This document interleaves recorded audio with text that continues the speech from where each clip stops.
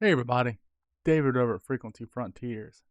So for today's ham radio minute, let's talk about ham radio has a politics problem. Ham radio loves to say it's non-political. We say the hobby is about freedom, about experimentation, and about public service and community. Hey, so while I got your attention, if you'll look right down here, down here, hit the like and subscribe button. It'll help out the channel a lot. Thank you.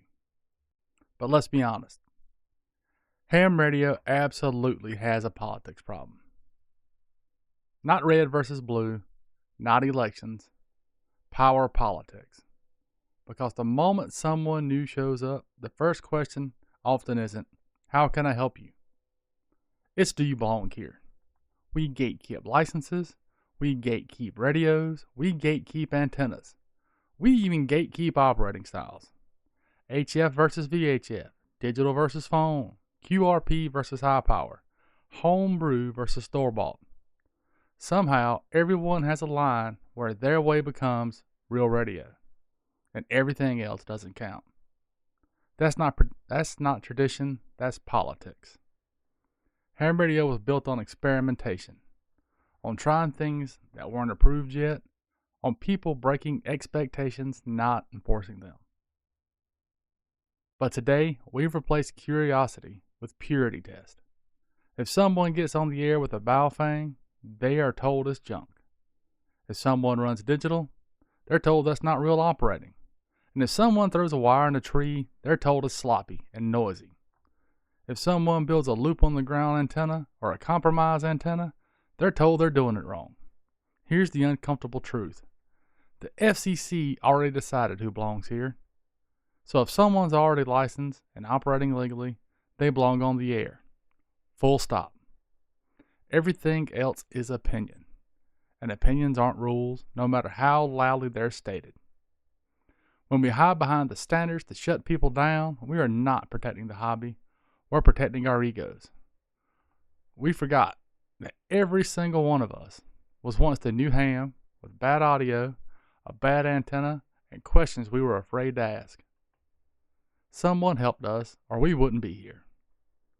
And if someone didn't help us, we remember that too. Gatekeeping does not create excellence.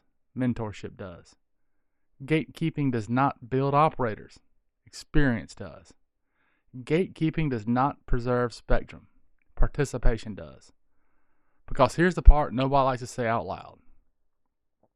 Spectrum isn't protected by nostalgia. It's protected by usage. Empty bands don't send a strong message to regulators. Active bands do. So for every new ham we discourage, that's one less voice, one less signal, and one less reason for our spectrum to survive. And the irony is this. The people who complain that ham radio is dying are often the ones standing at the door, arms crossed, deciding who's worthy to come inside. Ham radio doesn't need fewer voices. It needs more. It doesn't need louder opinions. It needs better mentors. You don't have to like how someone operates. You don't have to like their gear. You don't have to agree with their choices. But you don't own the hobby. You don't own the bands. And you definitely don't own the future. If they are licensed, legal, and learning, they belong here. Because the fastest way to lose this hobby is to treat it like a private club instead of a shared experiment. So, teach more, judge less, and remember, Elmers build hams, gatekeepers chase them off. So, this is David over Frequency Frontiers. Don't forget, as always, like, comment, share, subscribe. 7-3.